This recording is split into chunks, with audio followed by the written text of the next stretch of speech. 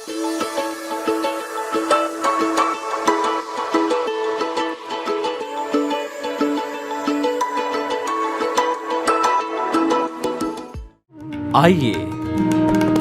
सुनिए, देखिए, समझिए सनातन सत्य।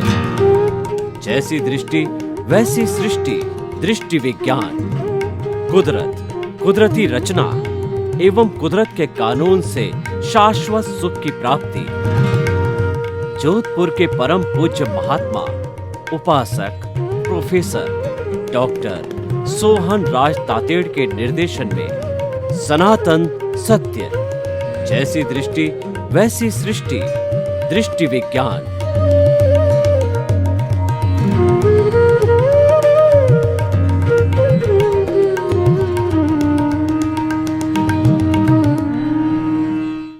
भाइयों और बहनों, मातृशक्ति को नमन। स्टूडियो में आपका हार्दिक स्वागत, अभिनंदन है, सत्कार है। आत्मविज्ञान साइंस ऑफ द सोल कार्यक्रम के अंतर्गत हम आपको सही दृष्टि, सही सोच, राइट विजन, राइट थिंकिंग के तहत जो आपकी नकारात्मक सोच है उसको सकारात्मक में बदलते हैं।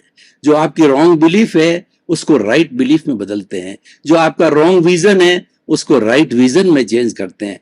जो आपकी गलत भावधारा है उसको हम सही करते हैं। यानी कि हम आत्मविज्ञान कार्यक्रम के तहत आपके गलत चिंतन के अंदर करेक्शन देकर के उसको सही बनाते हैं। क्यों बना पाते हैं? क्योंकि हमारे आत्मविज्ञान कार्यक्रम के अंदर हमारा जो केंद्र है वह आत्मा है, शुद्ध आत्मा, परमात्मा है। उसी के गाइडेंस से सब कुछ काम होता है। और आप भी देखिए, आपके भीतर आत्मा है। जब आप बोलते हैं, खाते हैं, पीते हैं, उठते हैं और न हो तो आप समझ सकते हैं क्या होगा। यानी प्राइम इंपॉर्टेंस हमारी सोल है, वही हमारा एग्जिस्टेंस है। और ये सारा कार्य हम अलग अलग एपिसोड्स के माध्यम से, अलग अलग चिंतन, अलग अलग विषयों के माध्यम से करते हैं। तो आज हमारा बहुत ही सुंदर विषय है, वो है कर्मयोग। भाइयों और बहनों, कर्म का अर्थ होता है कार्य करना। खाना, पीना, उठना, बैठना, सोना, धोना, रोना, मेडिटेशन करना, जो भी कार्य किया जाता है, चाहे बाहरी जगत का हो चाहे भीतरी जगत का हो, वह कर्म कहलाता है। और योग का अर्थ होता है जोड़ना, प्लस। गणित के अंदर प्लस को कहते हैं योग। किसको जोड़ना? माइंड, बॉडी और सोल, तीनों को जोड़ना। मन, बुद्धि और आत्मा को जोड़ना। मन, शरीर और आत्मा तीनों को आपस में जोड़ना जो योग कहलाता है। और तीनों जुड़ करके जब स्ट्रेट लाइन हो जाते हैं, तीनों के बीच के अंदर कोई जो है उतार चढ़ाव नहीं होता, सिंक्रोनाइज्ड होते हैं, एक ही डायरेक्शन में होते हैं, तो व्यक्ति वह धीरे धीरे परमात्मा भी बन सकता है।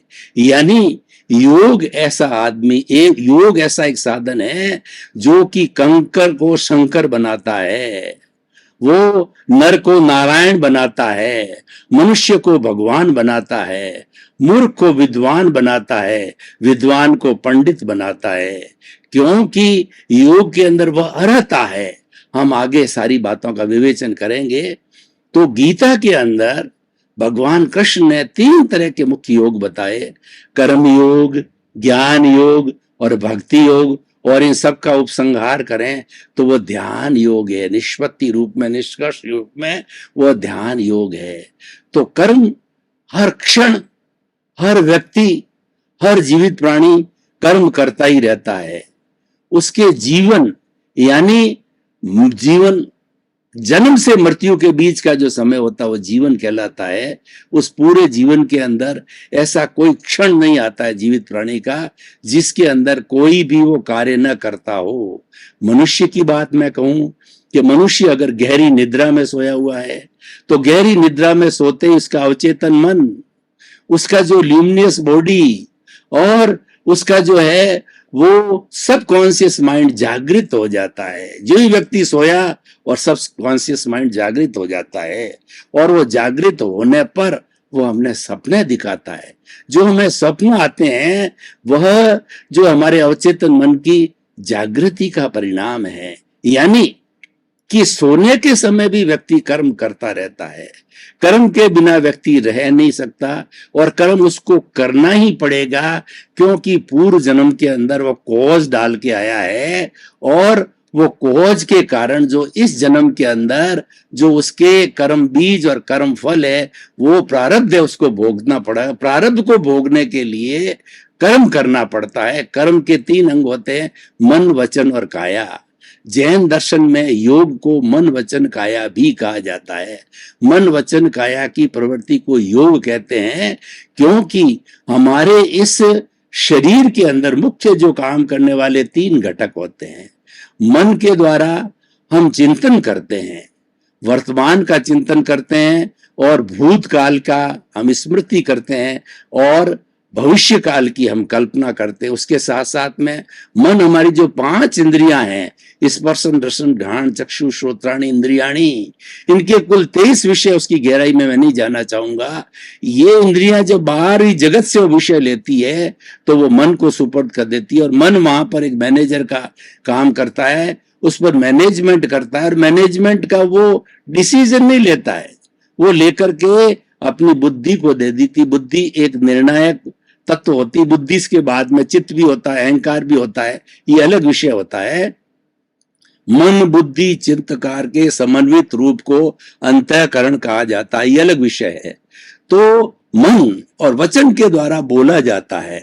व्यक्ति एक सामाजिक प्राणी है, वह समाज में रहता है, वह बिना बोले, किसी से वार्तालाप किए बिना वह कोई भी कार्य, कोई भी गतिविधि नहीं कर सकता है।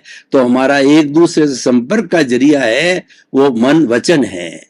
और तीसरा काया, शरीर है। शरीर के बिना तो कोई प्रवृत्ति होती नहीं है। हमारा जो शुद्ध आत्मा प्रभु जो भीतर विराजमान है, उसको बोलो कि आप प्रवृत्ति करो, वो क्या प्रवृत्ति करेगा? उसके शरीर ही नहीं है, उसके अंदर जो है वो जड़ का सहयोग नहीं है, वो तो प्योर शुद्ध जो चेतन है, प्रवृत्ति नहीं कर सकता है। प्रवृत्ति कौन कर सकता है? चेतन और जड़ का समन्वित रूप ही प्रवृत्ति कर सकता है, या जड़ है तो चेतन के सहयोग से जो है वह कार्य कर सकता है। तो ये सारा कर्म योग है। अब हम कर्म और योग को जोड़ के बात करें कि व्यक्ति तो कर्म तो करता ही है, एक क्षण भी बिना कर्म किए नहीं रह सकता, कर्म करना भी है। अब प्रश्न ये, कोई चीज हमको करनी ही है तो उसको व्यवस्थित तरीके से किया जाए। हमको पता है कि हमारा जीवन जीना है, हमें जितनी ईश्वर ने सांसें दी हैं, जितनी हमारे आयुष्य कर्म ने हमको सांसें दी हैं, उतना जीवन तो जीना ही है। 50, 60, 70 हमको पता नहीं है कि कितना जीवन जीना है, परंतु जब जीना है तो हम व्यवस्थित तरीके से जिए। व्यवस्थित तरीके से जीवन जीने को जीवन विज्ञान कहा जाता है, ये साइंस ऑफ लिविंग कहा जाता है। एक व्यक्ति तो क्या है कि अस्त व्यस्त रूप से जीवन जीता है, उसको पता ही नहीं है कि मनुष्य जीवन बहुत दुर्लभ है। जन्म ले लिया, खा लिया, पी लिया, उठ लिया, बैठ लिया और इंद्रियों का भोग कर लिया, उसको पता ही नहीं कि मेरे जीवन का क्या लक्ष्य है। और यूं मैं मेरा करते करते जो है एक दिन वह संसार से चला भी जाता है, लेकिन वो व्यवस्थित जीवन नहीं है। व्यवस्थित जीवन जीने की कला कर्म योग है। इसीलिए गीता में कहा गया है कर्मसु कौशलम, कि योग को कर्मसु कौशलम कहा गया है कि मतलब योग वो होता है कि कुशल तरीके से कर्म किया जाए, कर्म को व्यवस्थित तरीके से किया जाए, कर्म को साइंस ऑफ लिविंग तरीके से किया जाए और कर्म को एक सिस्टमेटिक तरीके से किया जाए, व्यवस्थित तरीके से किया जाए। हमारी लाइफ स्टाइल व्यवस्थित होनी चाहिए। हर चीज 24 घंटे में एक एक मिनट का सदुपयोग होना चाहिए, वही सबसे बड़ा कर्म योग है। अब देखिए, कर्म हम कर रहे हैं और योग उसके साथ जुड़ा हुआ है, जो हमारा माइंड, बॉडी और सोल को जोड़ के रखना है। ये दोनों बातें हो गई है, लेकिन अब जो हम कर्म कर रहे हैं वो व्यवस्थित कैसे होगा? वो निष्काम कर्म करने से वह व्यवस्थित होगा। भगवान कृष्ण ने गीता में कहा है कि तुम निष्काम कर्म करो। निष्काम कर्म करने वाला योगी होता है, निष्काम कर्म करने वाला स्थित प्रज्ञ होता है, निष्काम कर्म करने वाला प्रज्ञा चक्षु होता है। जो निष्काम कर्म का अर्थ क्या है कि काम तुम्हें करना है, करोगे ही, और बाउंड हो करने के लिए, लेकिन कर्म के साथ में फल की इच्छा मत रखो। फल की इच्छा रहित होकर के जो कर्म करोगे वह व्यवस्थित कर्म है, और वही सबसे बड़ा कर्म योग है। उदाहरण के तौर पर मैं आपको बताऊं कि व्यक्ति के भाग्य में ये लिखा हुआ है कि मुझे जो है एक अच्छा नेता बनना है, अच्छा समाज सेवक बनना है। उसका पुण्योदय भी है, उसका पुरुषार्थ भी है, और पुरुषार्थ करते करते वह जो है अच्छा एक समाज सेवक बन जाता है, एमएलए एमपी तक भी बन जाता है।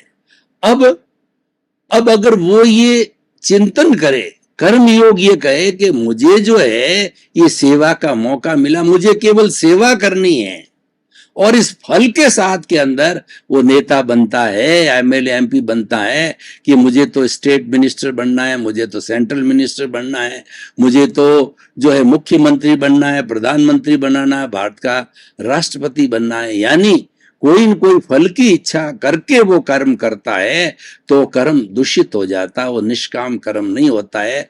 उसके एडवांटेज डिसएडवांटेज क्या है कि मान लीजिए कि आपने कोई चिंतन किया कि मुझे मिनिस्टर बनना है, और आपका भाग्य साथ दे, पुरुषार्थ आप कर रहे हो, काल स्वभाव कर्म पुरुषार्थ नियति द्रव्य क्षेत्र काल और भाव है, ये सारे घटक जो है साइंटिफिक सर्कमस्टेंशियल एविडेंसेज जो व्यवस्थित शक्ति आपसे करा हुआ, आप बन भी सकते हो, लेकिन हर व्यक्ति मिनिस्टर नहीं बन सकता।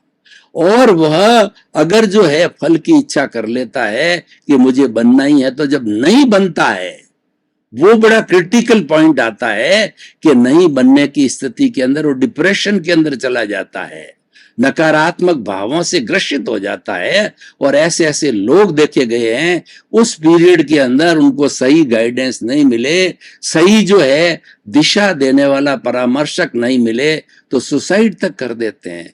बहुत से ऐसे बड़े बड़े लोग हैं उनको सुसाइड करते देखा। बहुत बड़े कंपटीशन में बैठने वाले स्टूडेंट्स होते हैं जो कि फल की इच्छा लेने के साथ में कंपटीशन में बैठते हैं कि मुझे तो आईएएस बनना ही है, मुझे आरएस तो बनना ही है, मुझे जो है आरजेएस तो बनना ही है। और जब नहीं बन पाता है तो वो अपने आप को धिक्कारता है, ग्लानि से भर जाता है और सुसाइड तक कर लेता है। ये उसका सबसे बड़ा डिसएडवांटेज है। और प्रारंभ से ही जो है आपने ये चिंतन कर लिया कि भाई एग्जाम देना मेरी ड्यूटी है, वो मेरा पुरुषार्थ है, लेकिन उस एग्जाम देने के बाद के अंदर मैं कॉम्पीट कर पाऊं या न पाऊं, जिस एग्जाम का जो है मुझे रिजल्ट मिलना चाहिए वो मिले या ना मिले, क्योंकि वो आपके हाथ में नहीं है। और इसके अंदर चिंता करने की भी कोई जरूरत नहीं है, क्योंकि हर व्यक्ति जानता है कि कर्म करना हमारे हाथ में है, कर्म करने में हम स्वतंत्र हैं, लेकिन उसका रिजल्ट प्राप्त करने में हम स्वतंत्र हैं। तो हम उसकी वांछा क्यों करें, उसकी इच्छा क्यों करें, उसकी लालसा क्यों रखें। तो इसीलिए जो है कहा गया है कि जो है मतलब शहंशाह कौन होते हैं, इस बात को लेकर के शहंशाह किसे कहा गया है कि चाह गई चिंता मिटी और मनुआ बेपरवाह, जिनको कुछ नहीं चाहिए वही शहंशाह।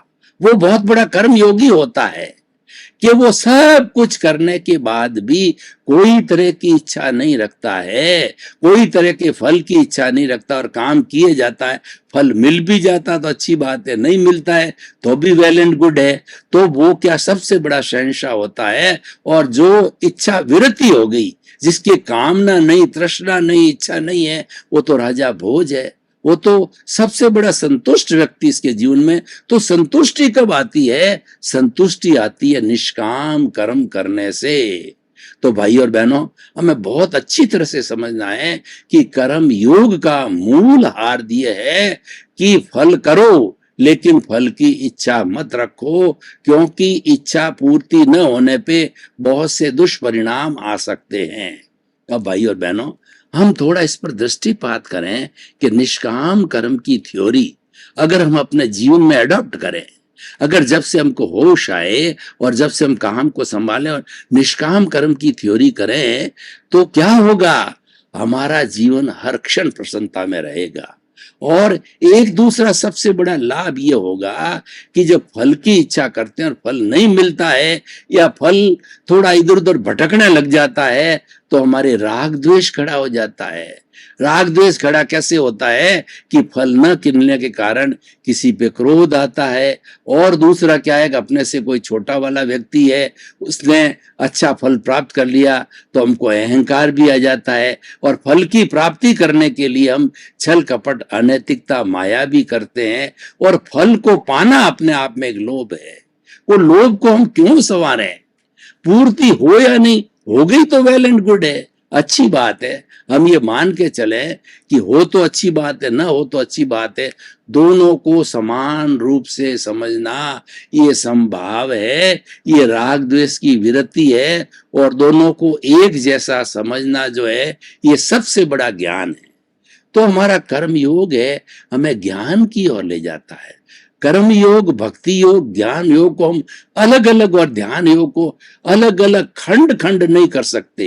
ये एक दूसरे के पूरक है, एक दूसरे से मिले हुए हैं, एक दूसरे को सपोर्ट करते हैं, जब भी ये होलिस्टिक बनते हैं।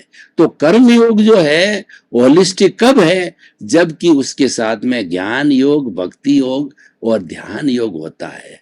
तो भाई और बहनों, जो भगवान कृष्ण ने जो 18 दिन तक कुरुक्षेत्र के अंदर धर्म युद्ध चला महाभारत का, तो 18 दिन प्रत्येक दिन जो है अर्जुन को अलग अलग शिक्षा दी कि तुम निष्काम कर्म करो, तुम करता नहीं हो। ये अर्जुन शरीर है वो जड़ मात्र है, लेकिन इसके भीतर जो बैठा है वो मूल स्वरूप है। और कृष्ण भगवान ने अर्जुन को अपना मूल व्यक्तित्व, विराट स्वरूप भी बताया, तो उससे मालूम पड़ा कि अर्जुन को कि कितने बड़े विराट स्वरूप वाले भगवान कृष्ण मेरे सारथी है। वो कोई सामान्य व्यक्ति नहीं है, वो तो विराट स्वरूप वाले हैं। तो उन्होंने कहा तुम भी वही विराट स्वरूप है, तो तेरे भीतर भी वही है जो मेरे भीतर है, लेकिन तू जो ये कर्म कर रहा है, निष्काम कर्म कर रहा है, और तेरी तो ड्यूटी मान के कर रहा है, ये कर्तव्य मान के कर रहा है। तुमने युद्ध किसी पर थोपा नहीं, युद्ध के लिए किसी को ललकारा नहीं, युद्ध की पहल नहीं की है। तुम्हारे बहुत कुछ शांति संदेश देने के बाद कृष्ण भगवान शांति दूत बन के गए, लेकिन फिर भी युद्ध नहीं टला। तो जब कोई भी युद्ध हो गया तो क्षत्रियों को पीठ नहीं दिखानी चाहिए, इसलिए तू अपने कर्तव्य का पालन कर और निष्काम कर्म किए जा, फल की इच्छा मत कर। और जो है ये मानो कि युद्ध तो ये कर रहा है, ये अर्जुन रूपी पुतला कर रहा है, लेकिन भीतर जो परमात्मा है वह अलग है और ये शरीर अलग है। यानी अकर्ता भाव से करो। और ये अकर्ता भाव और अमालिकी भाव, ये दोनों ऐसे तत्व हैं कि व्यक्ति को महान बनाते हैं। और कर्ता भाव ही सबसे बड़ा अज्ञान है, कर्ता भाव ही सबसे कर्म बंधन का कारण है। हमारी आत्मा जो जन्म जन्मांतर के अंदर वह 84 लाख जीवा योनि में भटकती है, वो सब का सबसे बड़ा कारण अज्ञान है, अविद्या है। और इसको कई कई नामों से अलग अलग धर्मों ने पुकारा है, लेकिन उस ज्ञान को मिटाने के लिए ज्ञान रूपी दीपक जगाना पड़ेगा, तब अज्ञान रूपी अंधकार मिटेगा। और ज्ञान है वो निष्काम कर्म है। तो इसलिए भाई और बहनों, हम खास तौर से हमारे देश के अंदर 60-70 करोड़ युवा है, और वो युवा इस राष्ट्र के निर्माता है। उन्हें अपने जीवन को ढालना है, उन्हें अपने जीवन की प्लानिंग करनी है। तो मैं आपको इस एपिसोड के माध्यम से कहना चाहूंगा कि कर्म योग का निष्काम कर्म एक ऐसा सिद्धांत है कि आप इसको जीवन का अंग बना लें, इसको आत्मसात कर दें, हृदयंगम करें, तो आपको किसी तरह की तकलीफ नहीं आएगी। आप स्वस्थ रहेंगे और व्यस्त रहेंगे और मस्त रहेंगे। व्यस्त क्यों रहेंगे? कि आपको कर्म करना है। और स्वस्थ क्यों रहेंगे? कि आपकी कामना खत्म हो गई, परिणाम क्या आएगा नहीं आएगा वो आपको समाप्त हो गई है। और जो आप व्यस्त रहोगे और मस्त इसीलिए रहोगे, प्रसन्न इसीलिए रहोगे कि आपको तो केवल कर्म ही करना है, फल की इच्छा नहीं रखनी है। तो भाई और बहनों, कर्म योग को व्यवस्थित बनाने के लिए निष्काम कर्म करो। और हम कुछ इस कर्म योग को और अच्छी तरह से खोल के करें कि कर्म मनुष्य के हाथ में, वो करने में स्वतंत्र है, लेकिन जो उसके जो परिणाम हैं वो परिणाम में वो स्वतंत्र है। इसीलिए परिणाम की इच्छा नहीं करना, और परिणाम कोई भी मिल गए हैं उसकी भी, उसको भी वो भोग है। जैसे कि हम इस जन्म के अंदर जो जो हमारा जीवन यापन कर रहे हैं, ये पूर्व जन्म के कर्मों का परिणाम है, ये रिजल्ट है। इसको बदलने की कोशिश नहीं करनी चाहिए। कई बार क्या होता है, हम कर्ता बन करके और ये पुरुषार्थ समझते हैं कि हमारा जो कोई भी ये कर्म चल रहा है उसको मैं बदल दूं, उसमें सुधार कर दूं, उसमें करेक्शन कर दूं, उसको अच्छा बना लूं। वो हमारी ताकत नहीं है, क्योंकि ये तो डेस्टिन्ड है, ये नियत है। इसको बदलने में एनर्जी आप कितनी लगाओ तो नहीं बदल सकते। उदाहरण के तौर पर मान लीजिए एक व्यक्ति है कि वो खूब परिश्रम करता है 24 घंटे और लंबे जीवन भर करता रहता है, लेकिन उसको जो है लक्ष्मी प्राप्त नहीं होती, लक्ष्मी की अंतराय है। और दूसरा एक व्यक्ति है कि वह रेत में हाथ डालता है तो सोना हो जाता है। कोई भी चीज खरीदता है, कोई भी शेयर लेता है, कोई भी प्रॉपर्टी लेता है, और कोई भी काम करता है, कई गुना उसको लाभ हो जाता है, घर बैठे लाभ हो जाता है, क्योंकि उसके जो है लक्ष्मी का अंतराय नहीं है। और तो वो अपना अपना परिणाम है, ये उसका परिणाम है, ये उसका परिणाम है। तो आप इसको बदलने की कोशिश क्यों करो? ये तो देखिए, परिणाम दो ही होते हैं, या तो पुण्योदय होता है या पापोदय होता है, और वो नियत है, वो आपको भुगतना ही पड़ेगा। वो तो आपका व्यवहार है, और ये शरीर पूर्व जन्म के कर्मों के भुगतान के लिए मिला है। तो जब शरीर उस लिए मिला है और वो आपको करना ही है, वो करने के बाद ही आप फ्री हो सकते हो, आप बाउंड हो। तो फिर उसकी चिंता क्यों कर रहे हो और उसमें समय क्यों लगा रहे हो? क्योंकि वो तो व्यवस्थित शक्ति के अधीन है। व्यवस्थित शक्ति अपना काम करेगी। जब वो कर्म उदय में आएगा तो हमारी ये व्यवस्थित शक्ति, हमारी प्रकृति और हमारी कुदरत ऑटोमेटिकली किसी व्यक्ति को ला करके निमित्त के रूप में खड़ा कर देगी। कोई सेवा देने वाला है, कोई सेवा लेने वाला है, कोई सुख देने वाला है या दुख देने वाला है। तो इसीलिए कहा गया है कि व्यक्ति को हर परिस्थिति में सम रहना चाहिए। कैसे सम रहना चाहिए?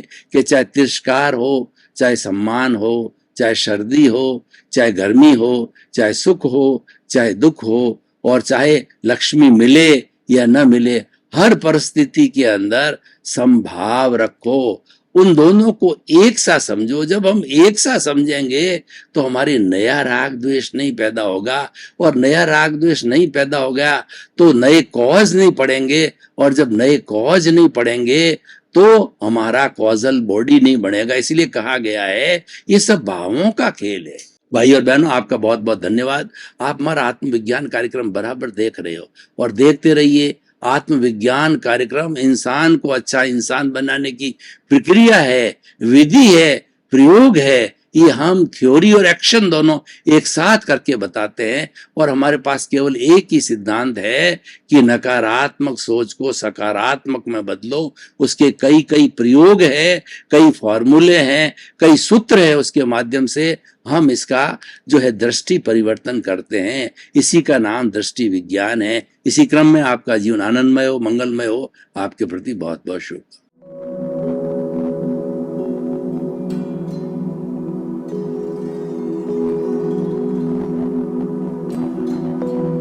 एक ऐसा अंतर्राष्ट्रीय ख्याति प्राप्त मानव जो गुरु प्रेरणा से पिछले 20 वर्षों से वानप्रस्थ जीवन जीते हुए 24 घंटे मानवता की सेवा में संलग्न है।